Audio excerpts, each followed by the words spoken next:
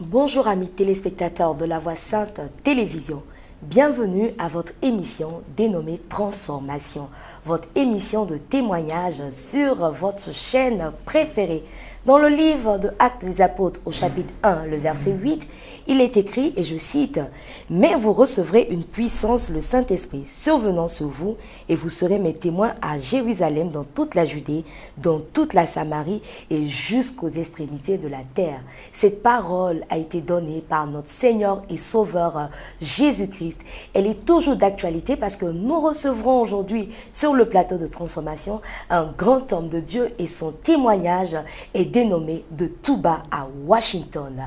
Je l'ai nommé le révérend Moussa Bamba, président fondateur des églises Maranatha. Juste après le jingle, vous recevrez son témoignage chez vous.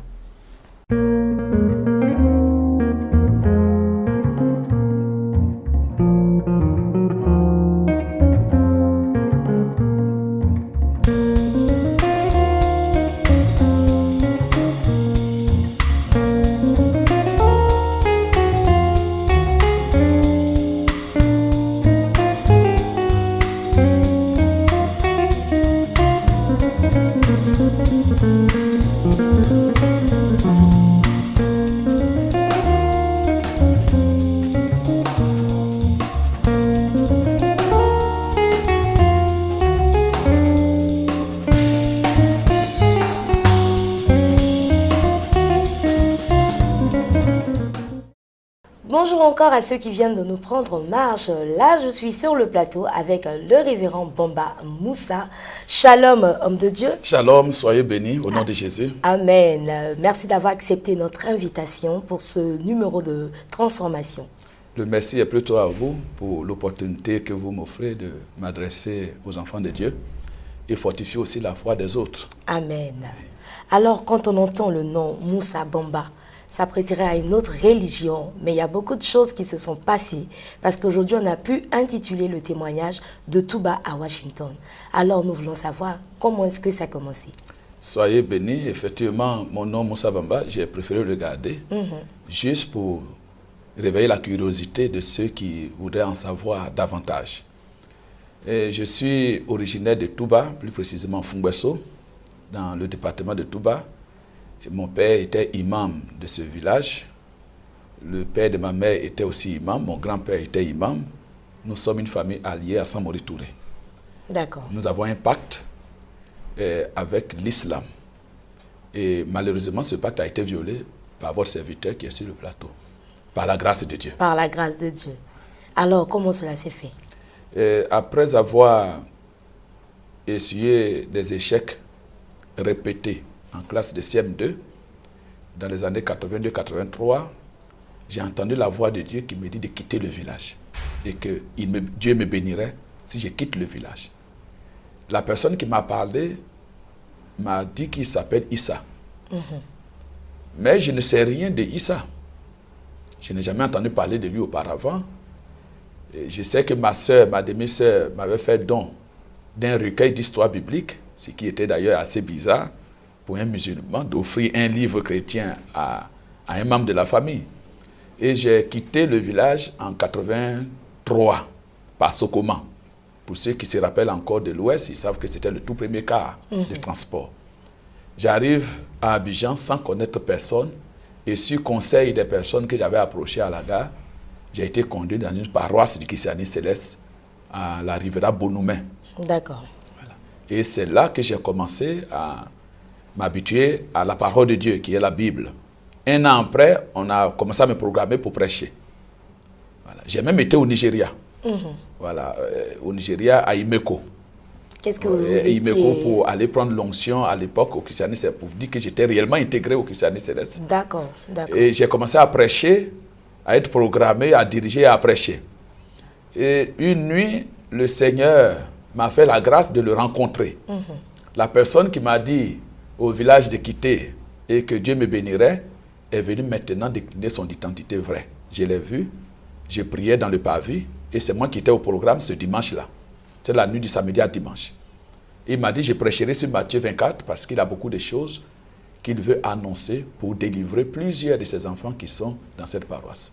Amen. Et c'est ainsi que, sur le plan doctrinal, sur le plan révélation, avec des versets bibliques à l'appui, le Seigneur a démontré que nous n'étions pas au bon endroit.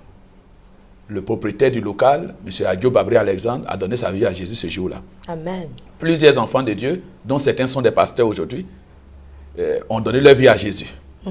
Et c'est ainsi que Dieu m'a sauvé de là. Voilà. Et ne sachant où aller, le propriétaire de la maison m'a gardé quand même dans le local pendant un certain temps. Et après, il m'a mis dehors. Donc, je me suis retrouvé au marché des kilomètres 9, tout près de vous ici. D'accord. J'y ai passé 1 an et demi, entretenu par une femme guinéenne, avec des amis dans le quartier.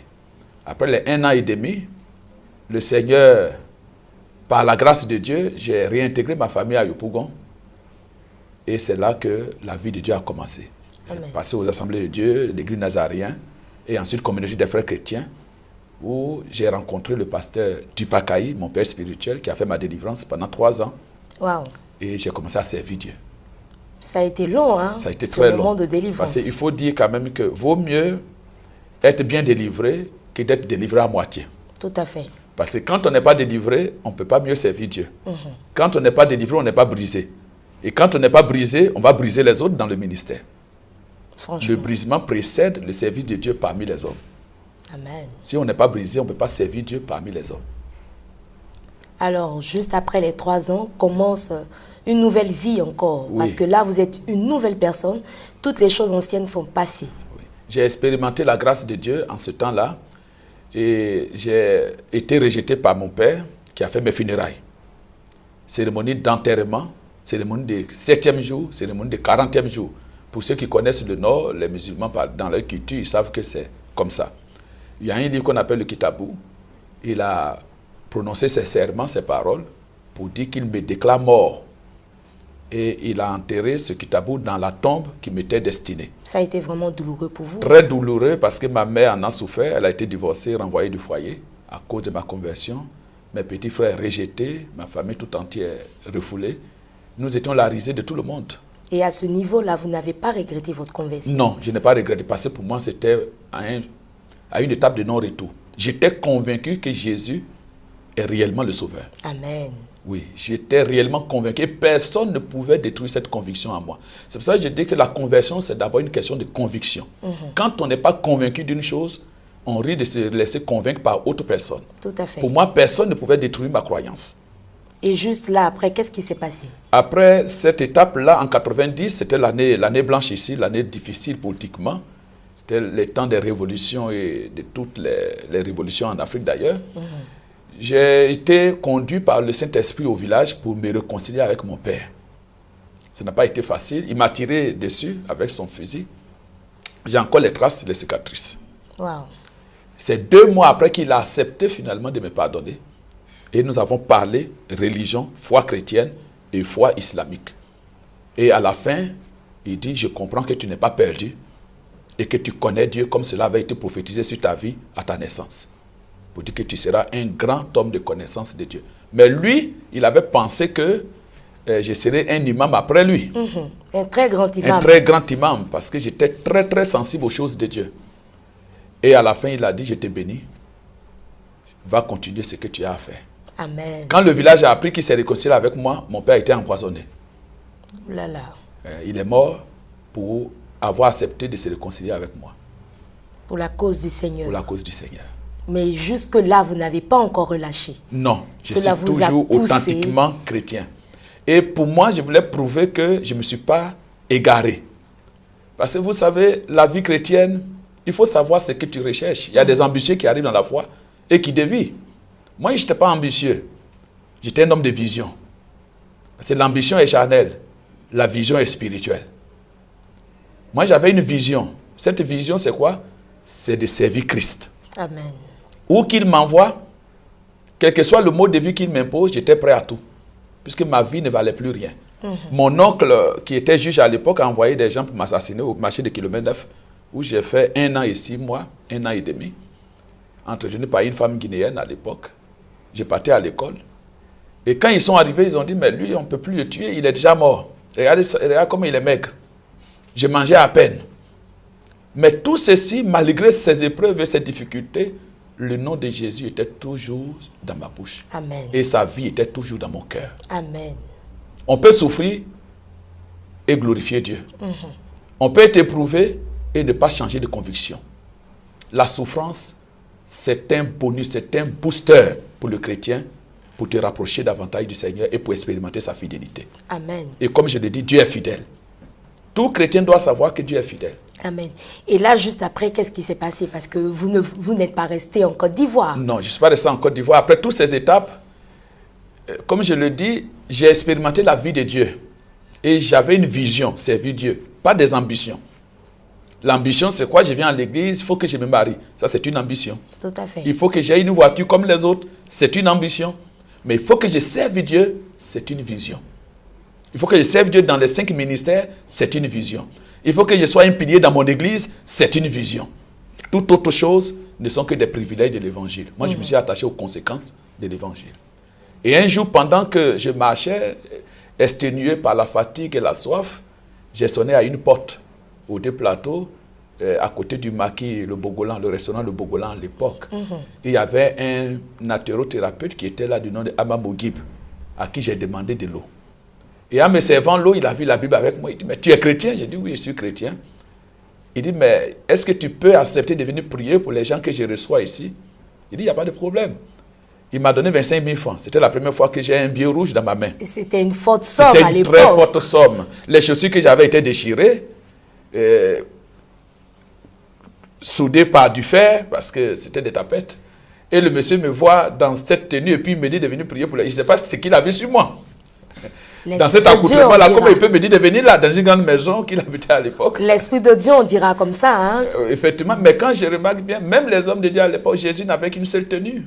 Il a parcouru la terre. Quand on l'avait, les hommes étaient à côté. C'est la raison pour laquelle les femmes étaient toujours dans un camp séparé avec Jésus. Quand on lavait sa tenue, c'est les hommes qui étaient avec lui. Quand ça sèche, on le réhabille et puis il continue son chemin. Ça, c'est une révélation. Voilà, moi, j'ai expérimenté ça également. Tout à fait, tout à fait. Donc, ce ne sont pas l'habillement et les autres choses qui font le ministère.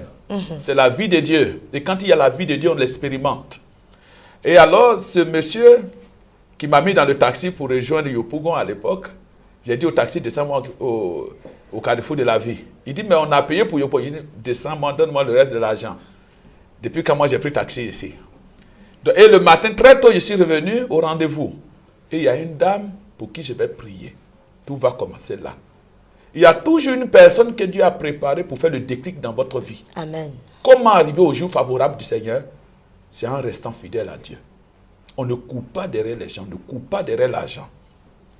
Cours après Dieu et les biens vont te poursuivre. Amen.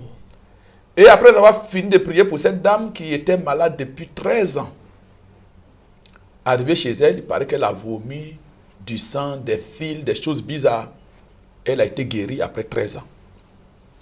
Et le lendemain, sa tante est venue avec elle me trouver dans les offices de ce docteur et dit, je vais voir le petit pasteur qui est ici. Je sors tremblant, pensant qu'il y avait quelque chose de grave qui était arrivé. C'est alors qu'elle me dit que la dame qui est là est malade depuis 13 ans. On a tous les médecins, les diagnostics des médecins disent qu'elle ne pouvait pas guérir. Et voilà qu'elle est guérie. Elle a mangé pour la première fois. Elle est épanouie. Je vais te prendre comme mon fils. Où tu habites? Il dit, maman, je n'ai pas de domicile fixe. Il dit, bon, j'ai une maison au plateau de Cuy. Viens loger dans la maison. Où est ta famille? Il dit, ils sont au village. Et je lui explique mon histoire. Elle loue un avion Air Ivoire pour ramasser toute ma famille. Amen. Et quand j'étais dans l'avion, j'entends la voix de Dieu qui me dit, la pierre qu'ont rejetée ceux qui bâtissaient est devenue la principale de l'homme. C'est de l'Éternel que cela est venu. Ce sera un prodige à leurs yeux. Amen. C'était le début de mon élévation. Et de là, j'ai rencontré des personnalités. Jusqu'au président Bédier, pour qui je suis allé prier, et Dieu l'a guéri. Et avant d'aller le matin, le Seigneur m'a dit qu'il ne prendra ni or, ni argent. C'est quelque chose de terrible. Vous voyez aujourd'hui, un homme de Dieu aller prier pour le président. Tout à fait. C'est que pour toi, il est arrivé, comme on le dit, c'est notre jargon. Mais moi, Dieu m'a défendu de prendre ni or, ni argent. Et vous même avez le poste, obéi. j'ai obéi. Même le poste que le président Bédier m'a proposé, je lui ai dit non. Le Seigneur m'a dit, je suis missionnaire. Il m'a dit, tu as besoin de quoi? J'ai dit un passeport juste pour me permettre de voyager. Il m'a donné un passeport diplomatique. Voilà comment je suis arrivé aux États-Unis. Amen. Amen. C'est un brillant témoignage. Et là, maintenant, aux États-Unis, vous servez en tant que pasteur. En tant que pasteur missionnaire, enseignant. Et vous êtes le président fondateur de la mission de l'église Maranatha. Oui. Voilà. Qui compte combien de fidèles aujourd'hui? Nous sommes basés à Boston. Ensuite, en Côte d'Ivoire, nous avons une vingtaine d'églises en Côte d'Ivoire. D'accord. Nous avons 6 églises en Centrafrique, une église au Maroc, une autre église en France. Est-ce qu'aujourd'hui, plusieurs musulmans sont venus au Seigneur Jésus-Christ par votre canal? Oui, par la grâce de Dieu, dans mon village, dans ma région, il y a quand même beaucoup de chrétiens maintenant qui se convertissent, juste parce qu'ils ont entendu mon témoignage. Amen, amen. Et aujourd'hui, si Dieu le permet, parce que c'est une vision que je suis en train de nourrir avec le Seigneur, avec la maison des missions ici, je veux tendre la main aux musulmans devenus chrétiens, avec mon témoignage, pour voir si je peux apporter un plus à leur marche chrétienne, pour qu'ils demeurent persévérants, parce que ce n'est pas facile pour eux de tenir, de supporter et de braver tout ce qu'ils entendent et tout ce qu'ils endurent. Mais le Seigneur est un bon payeur. Amen. Jésus est un bon payeur, c'est ce que je peux dire. Amen, amen. Et aujourd'hui, vous vivez une vie heureuse en Christ, Oui, sans je suis très regret. épanoui. Très épanoui. Même mes douleurs, je rends grâce à Dieu. J'ai plus peur quand j'ai beaucoup de bien. Mon cœur bat. Quand je suis beaucoup éprouvé, je suis heureux. Parce que j'ai compris que... C'est paradoxal, C'est hein? paradoxal. Aujourd'hui, les gens acclament, ils louent le Seigneur à l'église parce qu'ils ont un bien, ils ont dit cela. Moi, quand j'ai ceci, cela, ces biens-là et autres, mon cœur bat. Parce que je veux savoir comment utiliser ces choses. J'ai compris que Dieu bénit un homme de Dieu dans sa capacité à investir dans l'œuvre de Dieu. Dieu ne te bénit pas pour toi-même. C'est ça le sacerdoce. Amen. Voilà. On endure les épreuves du ministère et c'est ce qui doit te rendre heureux. Car il nous a été fait la grâce, non seulement de croire en Jésus, mais aussi de souffrir avec lui. Amen. Alors, très cher révérend Bamba Moussa, hein, vous avez parlé tout à l'heure de tendre la main à toutes ces personnes qui sont sorties de l'islam pour aujourd'hui être évangéliques. Voilà. C'est quoi le programme d'activité que vous prévoyez pour ces personnes? Premièrement, je dirais que ces personnes qui ont reçu Jésus-Christ dans leur vie comme Seigneur et Sauveur personnel ont parfois des difficultés d'intégration dans les églises à cause du problème culturel, problème d'éducation à la base. Parfois, les églises, nous n'arrivons souvent pas à les comprendre et à les encadrer au mieux. Et je me suis dit qu'il faut leur tendre la main pour voir dans quelle mesure je peux être un soutien pour eux. D'abord, un temps de formation. Parce qu'un musulman qui est devenu chrétien a besoin d'un encadrement spécial. D'accord. Il a besoin d'une formation spéciale. Il y a des chocs culturels, comme ça a été mon cas à l'époque. Et nous avons animé le peuple du livre avec Kone Moussa, Gaoussou, Siriki et autres. On sait un peu, par la grâce du Seigneur, quelles étaient nos difficultés en ce temps-là. Ces difficultés sont les mêmes aujourd'hui. Tout à fait. D'autres ont quitté la foi parce qu'ils n'ont pas pu tenir le coup. C'est une telle pression dans la famille que beaucoup succombent. Alors, nous qui sommes les aînés, nous disons qu'avec la grâce du Seigneur, nous pouvons les soutenir. Et même s'ils ont des difficultés après avoir été rejetés par la famille, nous sommes là. On peut les aider. Voilà, on peut les aider, mais ils ne doivent pas céder au chantage familial. D'accord. Ils ne doivent pas céder. D'accord. Moi, je veux revenir au début du témoignage. Vous aviez dit que vous avez entendu cette voix qui vous disait que c'était Issa et après vous l'avez vu. Oui. Alors, vous pouvez nous décrire un peu, hein? Oui, je peux Parce décrire. Que ça a été exceptionnel quand même. C'était exceptionnel. C'était ma première fois de faire une vision. Et celui qui était devant moi m'a dit qu'il s'appelle Jésus et qu'il est celui qui m'avait parlé au village. C'est là que j'ai tout compris. Mais je ne pouvais pas regarder son visage. J'étais prosterné à ses pieds. Je ne pouvais même pas voir la dimension de sa taille. J'étais tremblant. Et c'est seulement, il m'a dit, n'aie pas peur. Tu prêcheras aujourd'hui sur Matthieu 24. Vous étiez endormi lors de la vision? Non, j'étais réveillé, mais je ne sais pas, c'est comme une sorte d'extase. Tu ne contrôles rien. Voilà, tu subis en fait. Tu prêcheras sur Matthieu 24. Moi, Matthieu 24, les faux prophètes et autres, je ne suis pas accoutumé à ce genre de thème. Et puis, prêcher sur une histoire de faux prophètes au sein même du christianisme céleste, c'est signer son décret de mort. Et c'est ce qui s'est passé. Mais vous n'avez pas eu peur de donner ce message après? Je n'ai pas eu peur. Ma conviction était que si c'est Dieu qui m'a parlé, je verrai le résultat. Et effectivement, le résultat a été clair. Beaucoup sont sortis, y compris le propriétaire de la maison. Et c'était ma conversion. J'étais sorti, mais l'esprit était toujours en moi. D'accord. Oui, et c'est ce qui arrive à beaucoup d'ailleurs. On sort de l'Égypte, mais l'Égypte habite en nous. Voilà. Et on continue, on sert Dieu même avec l'Égypte en nous. En fait, on est pasteur, mais on est égyptien de nationalité. Ça, c'est vraiment quelque chose. Hein? Ouais, c'est horrible. Très horrible. C'est horrible, c'est le début de l'échec spirituel. Parce que le fait d'avoir une grande église ne veut pas dire qu'on a réussi. C'est une question de couronne. Alors, homme de Dieu, on va faire quelque chose de vraiment spécial aujourd'hui. Oui. Vous allez regarder cette caméra et vous allez vous adresser encore à toutes ces personnes qui n'ont pas encore reçu le Seigneur, à toutes ces personnes qui sont encore restées dans la religion musulmane. Quel mot qui vous vient aujourd'hui à cœur à l'endroit de toutes ces personnes-là? Je dirais à toutes les personnes qui ne connaissent pas encore le Seigneur Jésus-Christ et à tous mes frères musulmans qui sont à la croisée des chemins, qui se posent la question où trouver le salut. Je vous dirai sans m'attaquer à aucune religion, parce que Dieu n'est pas promoteur d'une religion. Il est venu pour établir une relation entre Dieu et les hommes. Et celui qui l'a mandaté pour nous réconcilier avec Dieu, c'est Jésus-Christ. Dans le Coran, on l'appelle Issa, fils de Marie. Il est le médiateur entre Dieu et les hommes. Il est le sacrifice perpétuel qui est plus que les coqs, les moutons que nous immolons. Il est celui qui est venu changer notre vie. Moi, je l'ai expérimenté. Je vais t'inviter aussi à l'expérimenter comme moi. Quand je l'ai expérimenté, il a changé ma vie. C'est pour cela que je vais t'inviter ce matin à faire la paix avec Jésus. Et si tu as des difficultés pour assumer ton choix, tu pourras nous contacter. Je pourrais être ce frère en Christ, ce père dans la foi, pour te tendre la main, pour t'assurer les premiers pas dans le Seigneur. Mais Jésus est le chemin, la vérité et la vie. Celui qui n'a pas Jésus n'a pas Dieu. Celui qui n'a pas Jésus n'a pas la vie éternelle. N'aie pas peur. Cherche le Seigneur et il se révélera à toi, comme il a fait pour moi. Alors aujourd'hui, je veux t'inviter à ouvrir ton cœur à Jésus-Christ.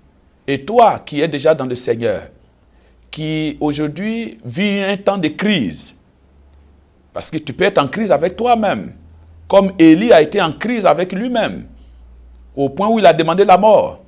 Tu es peut-être ce serviteur de Dieu qui est en crise avec toi-même, victime des déceptions, des trahisons dans le ministère. Ces choses peuvent arriver, mais ne sont pas des raisons suffisantes pour trahir notre serment. Je peux être un frère pour toi, un ami pour toi. Que Dieu te bénisse, qu'il te fortifie, au nom de Jésus. Amen. Voilà, nous disons ensemble Amen.